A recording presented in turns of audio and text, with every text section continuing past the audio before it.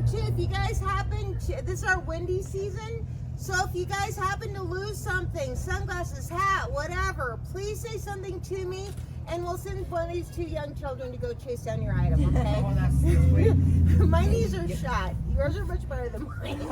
You could probably go faster than me too. Yeah. Do you guys have any questions before we head out? No? All right, well, let's go learn some stuff and junk and things. Yay. As soon as we wait for traffic. All right, can everybody hear me okay? Yep. All right, we're gonna just creep forward just a little bit. And they're coming around the corner. Your left turn. Yeah, no, they will.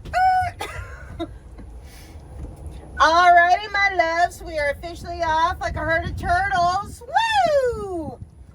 What? Nothing? That's okay. That's a little bit better. There's herds of turtles. Yeah. Yeah. All right. Well, just in case you guys miss it, there's a huge 30-foot pistachio here. It is built entirely out of concrete and steel, and then painted to resemble a Kerman pistachio. It was built back in 2008 to commemorate the memory of our founding father, Mr. Tom McGinn, who passed away back in 2007.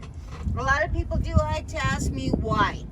Well, Mr. Tom McGinn was very much a go big or go home kind of guy, and he was responsible for introducing the pistachio to southern New Mexico. So when he passed away, the family felt that that was the only way they could truly capture the kind of guy he was. All right, so this building right here is my happy place. This is where they make all of our wine. And you guys will see like an orange and silver thing on the front porch there. That is our newer wine press. I do use that term very loosely because that thing is about 14 years old. Now over here, this is the beginnings of our 12.5 acres, 7 variety vineyard. We have 2 areas of Chardonnay. We have a Cabernet Sauvignon. We have a Cabernet Sauvignon Blanc. We have a Merlot, a Zinfandel, and a Gewürztraminer, which is a heat and drought tolerant German grape that grows very well here in the High Plateau Desert. Now this weird thing right here is actually our original employee torture device. Has anyone ever used a manual juice press before? No, I'm the only one? Well, I can tell you firsthand they are extremely labor intensive. Are you guys all familiar with what a wine grape looks like? Yes, no, maybe? Okay. For those of you who don't know what a wine grape looks like, they're very, very small. They're typically about the size of a dime, maybe a pea. An entire bunch can be roughly about the length of my hand. Now just imagine having to take, de-stem about 3/4 of a ton of those little grapes by hand. Everything would be tossed into that central barrel. It would be lined with this cloth sack. Everything would be tossed into that central barrel. Once it was filled up, the ends would be tucked in, and then we would put these 2 plates that fit inside that barrel around that central screw, and it would take 4 guys roughly 3 hours to manually crank that sucker down, and they only yielded maybe 100 gallons of juice. So very labor intensive, not that great of a yield. We'd be lucky to get one squeezing a day. Now with our newer equipment over there, we have this wonderful machine that we can literally just shovel grapes into. It spits the stems out on one side, pushes the grapes through a tube that gets fed into the new hydraulic press. Everything gets squished this way hydraulically. And with the same amount of grapes, we can squeeze those in roughly about 45 minutes and we get almost triple the yield. So half the labor, triple the yield. That's my favorite math equation right there. Also, before we go any further, if you guys have not had an opportunity to try our wine yet, I do highly recommend it. It is free with legal ID. But like I said before, we have 7 varieties that we grow here. The varieties that we do not grow here, those actually come from 7 miles up the road in Tularosa. And like the pomegranates, for the most part, that juice comes from 5 miles up the road that way. And that, by the way, well, 2 of those are my favorite ones. The pomegranate, that's my red. I have a hard time with sulfides, and if you guys are sulfide sensitive, I do recommend the pomegranate because it doesn't have as many sulfides because it doesn't have any red grape juice in it. But the white sands is a gorgeous, it's a sweet dry. It goes amazing with hot and spicy foods. Anywho, okay, that was my little boop. So, all right, so if you guys look at all of our grapevines here, you'll notice that they're all growing in this weird T formation. This is called T trellising. Now, we use this method for several different reasons. One of them is what will soon be a gorgeous canopy of vines and leaves. Now, that canopy that's going to be growing in, it will be shading and protecting the young green grapes from a condition known as raisoning. Now, that occurs when it gets really hot and the little berries are not protected. So, if you guys aren't familiar with the area, by June, it's going to be 2 degrees cooler than the surface of the sun. So, that canopy is absolutely vital for the survival of our grapes. Now, the other reason why we trellis our grapes like this is because in August, we will be harvesting by hand. And we don't have to go in search of our grapes because they're hanging right below that canopy, pretty easy please. Now, if you guys look down each row there, you will see a black hose. And if you guys look over here, but on the ground, you'll see the same black hose. This is a spray drip irrigation system. We use both these methods because number one, it helps conserve water. Number two, we can pinpoint where that water goes. And number three, and most importantly, both of these methods actually help reduce the amount of salts that go into our topsoils over time. Now, we do run for 4 wells here, and we are getting into that salty brackish layer. So both these methods actually help, they actually produce a small amount of aerosols. Those aerosols evaporate into the atmosphere, instantaneously taking a small amount of salts with it. So over time, we're actually putting less salts in our topsoil than with any other irrigation method. Okay, if you guys look at the trees from the ground up, you will notice that there's a very distinguished bark color and texture change. At the base of every single pistachio tree grown in the West and Southwest today, they are all grafted onto what's called a UCB1. No, I do not expect you guys to remember that. Just be aware it is the tree's immune system. Now, all these trees are believed to have originated in Syria, and they started spreading out to other parts of the world like Egypt, Greece, Turkey, Italy, Iraq, Iran, Afghanistan, Western Asia. You guys get the idea. They're not from this continent at all. Well, around 1955, Southern California farmers were thinking about bringing the pistachio to the United States as an industrial crop. Turns out we have a very narrow strip of land here in the West and the Southwest where our climate is almost identical to what they have in the Middle East. So in Southern California, Southern Arizona, Southern New Mexico, and a little bit of Texas, we have these same hot, dry summers that these trees like, but we also have the mild winters that are vital for their survival. It wasn't until 1960 when Southern California farmers took that leap, introduced hundreds of these trees, plopped them in the ground, did everything correctly, and watched all their trees struggle and eventually die. Now, the farmers could not figure out what was going on, so they ended up calling the University of Berkeley. They sent out a couple of their biologists, and those guys took tree and soil samples, and they quickly figured out that the pistachio is what's considered a specialist. Basically, these trees only do well naturally in their own country or continent of origin, which obviously is not here. So when the trees were transplanted here, they literally had zero immune system to the naturally occurring microbes, bacteria, nematodes, things like that. Well, the farmers wanted to keep the pistachio here, and the biologists kind of had to step up their game a little bit. So a couple of the biologists actually scoured the planet, and they found 2 very hardy species. One came from the Israeli plateau, the other one came from Western Asia. And while they're also traveling around, they picked up other species of trees that had desirable qualities like high fruit producing or high pollen producing. Brought them all back, kept them alive in the lab, and started crossbreeding those first two initial hardy species, quickly developing the hybrid we now know as UCB1.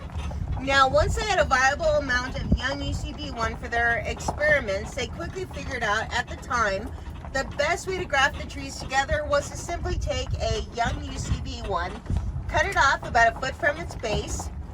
They drilled a little hole in the top. They snipped off a little piece of pistachio limb, dipped that limb in a growth hormone and honey, stuck in the hole, taped it up, fingers and toes crossed. Obviously it worked because now Southern California does produce about 97% of all the pistachios in the U.S., and Arizona and New Mexico make up the other 3%. Oh, and by the way, those big black birds, what you guys just saw on the road, that was a conspiracy of black Chihuahuan ravens. That's what a flock of ravens is called, is a conspiracy. Anyway, on our farm, like any other pistachio farm, we have male trees like this one. And I want you guys to pay attention to all those little buds that are coming out of the nodes on all the branches. I'll be talking more about those here in just a minute, but I just wanted to make sure I pointed those out.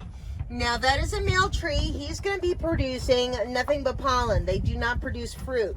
Only the female trees produce fruit. And yes, I am saying this correctly because the pistachio actually belongs to a fruit family. They are known as drupe, which means stone fruit, and this is the same category of tree as peaches, plums, apricots, almonds, cashews, pecans, cherries. The list goes on and on and on. So we actually eat a seed, not a nut. Now, all the female trees are all wind pollinated, which puts them in a different category of tree, similar to pine trees, avocado trees, and blueberry bushes. So the wind does all the work. Insects and birds have nothing to do with the pollination of these trees. So the male trees, they started growing those little buds out of these nodes on all their branches about the beginning of December. Now, technically right now their sap tap is on drip, okay? But coming up here about next month, it's going to start warming up, and those little buds are going to grow really, really fast. And they're going to end up turning into pollen factories. The males don't actually produce a flower. They produce a pollen factory, and I kid you not, they look like hundreds and hundreds of miniature Christmas trees, about yay big. Now that pollen, you cannot see with the naked eye. And the males do go into spring completely leafless. So how you see them now is how they're going to be over the spring as well. So that pollen, you can't see with the naked eye, but the wind can carry it up to 2 miles. The males will pollinate for roughly 2 to 3 months. And then once they get done pollinating, then they'll leaf out. Now, the female trees, on the other hand, they will start pushing out their leaf buds as soon as things start warming up. And everything kind of coincides between the male and the female. They even mimic each other's coloring, so to speak. It's really fascinating. Anyway, so they will shoot out those leaf buds right away. When those leaves are almost completely mature, they will push out what initially looks like a miniature green corn dog. All right. The female flower, aka the pistachios, is a tiny, like tightly bundled up little bunch of pistachios. Now it will start to grow and it'll start to open up, and it ends up looking like a miniature bunch of green grapes. So the female flower is actually a bunch of little teeny tiny green, fuzzy green, sticky balls that are about the size of a sesame seed. So that pollen is just going to be blown willy-nilly all over the place. A little piece will land on one of those little green balls. It gets stuck, it gets absorbed, and voila, we have pistachios. Now, once the female has been pollinated, those little teeny tiny pistachios grow really, really fast, and they will turn a real pretty dark burgundy rust red color. As they continue to grow, they will eventually turn a real pretty true pistachio green, and they'll keep a little bit of that red around the tip. Now, the final stage I'll be discussing here in just a minute. All right, so there's actually 3 parts to a pistachio. You have a colorful outer hull that protects the shell, that protects a nut meat. And I'm using the term nut meat very loosely because it is actually a seed. So It's interchangeable. We all know them as nuts, so we'll just go with that, okay? Anyway, so that nut meat does stay pretty small until monsoon season hits. Now, if you guys have never experienced a monsoon season here, when we get a rainstorm, it is a wall of dirt followed by a wall of water. These fields can and do get flooded in a matter of minutes. Now, during that time, once things start really revving up and the rains become consistent, we will back up on watering.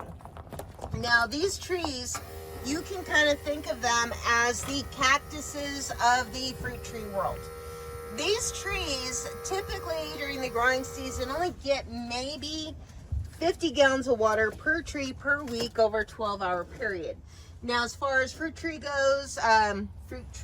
go, you know, with comparable trees like almonds or peaches, that's almost nothing, okay? So these guys are kind of acclimated more for a desert climate. Now, what these guys end up doing is all that extra water really stresses out the trees, but it's absolutely vital that that happens because it helps the fruit mature, okay? So how they cope with all that extra water is once the monsoons come in earnest, we will back off on watering unless, of course, there's more than a 2-week gap in between rainstorms. Then we'll step up and water them again.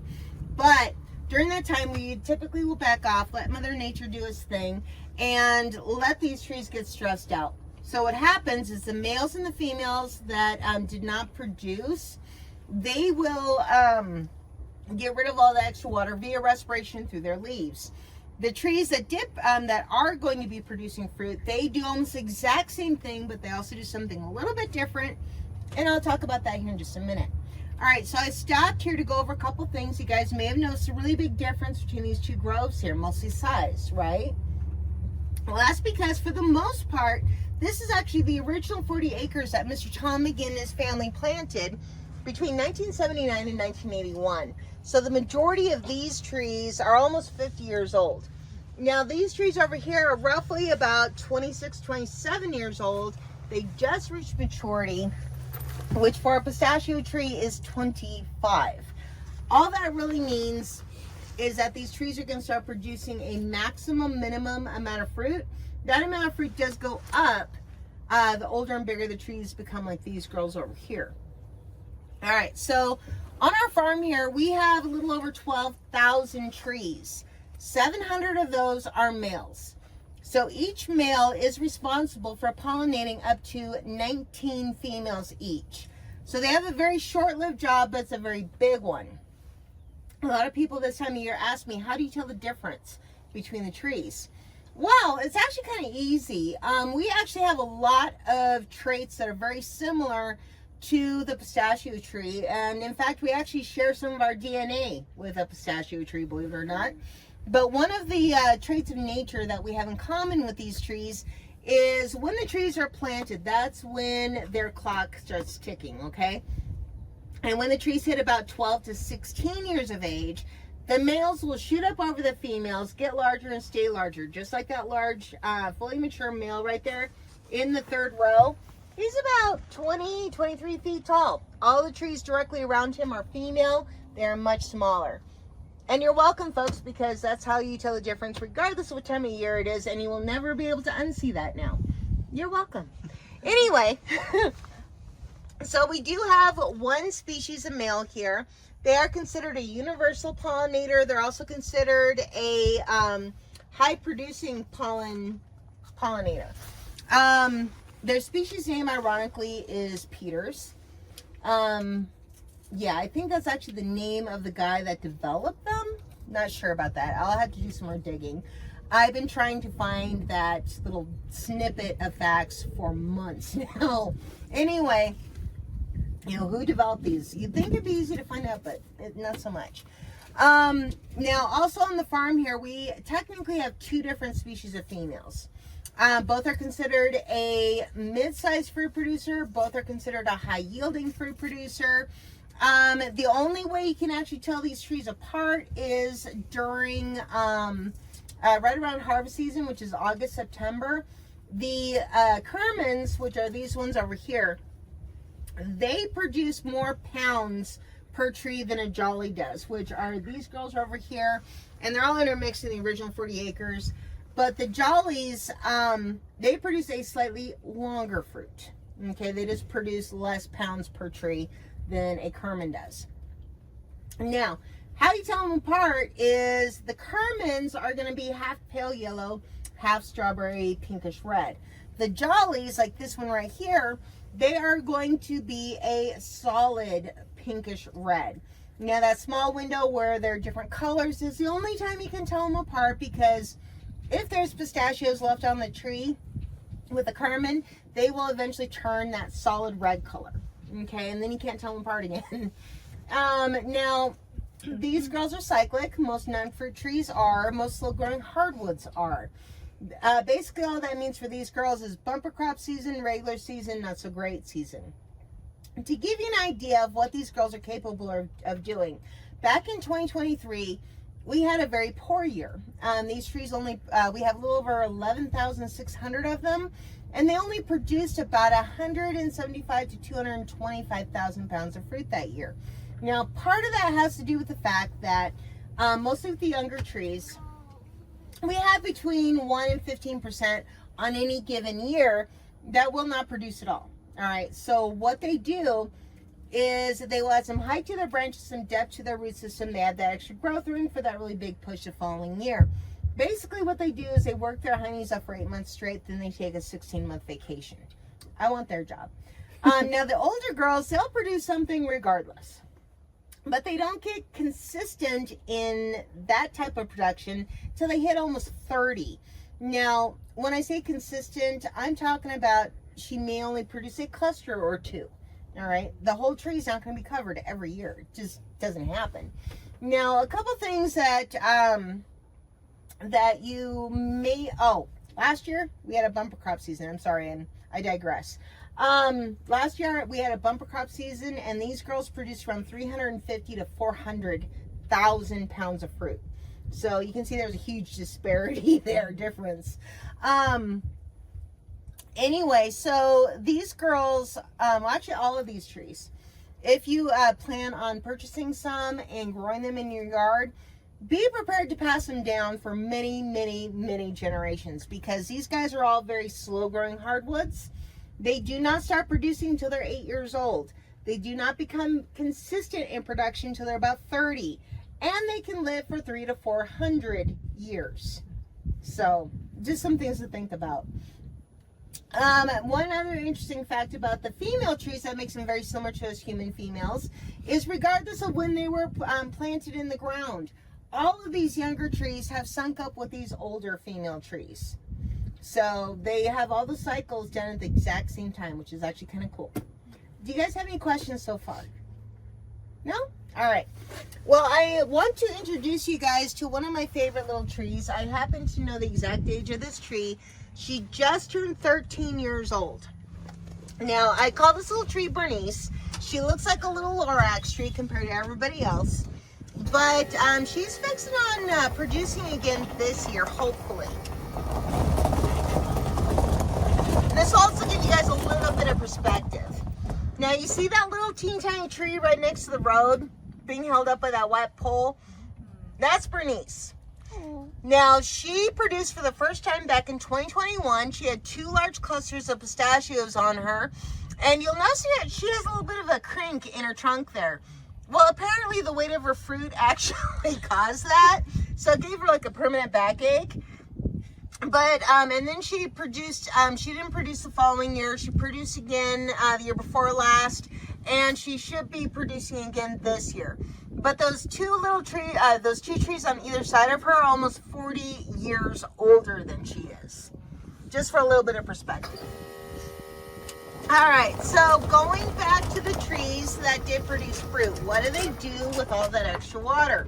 Well, they actually will start pumping all that extra water into those little nut meats, which causes them to grow and swell to the point where they actually pop open their own shell.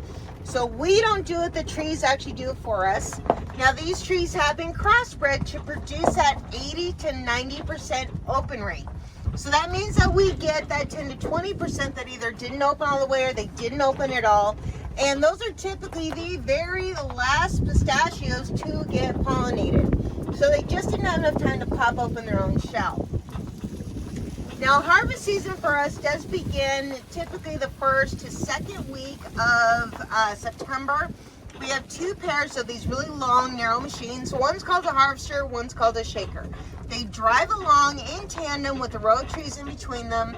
And the harvester is going to be a little bit more broad. It has a conveyor belt at its base. It takes everything to a large harvest box in the back.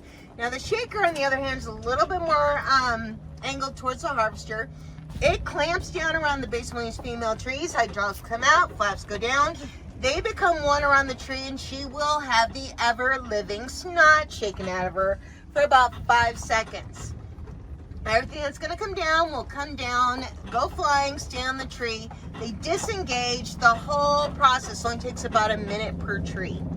All right, if you guys have not had the opportunity yet to try our ice cream, just know that Mrs. McGinn, she personally makes about 200 to 250 gallons of it per week.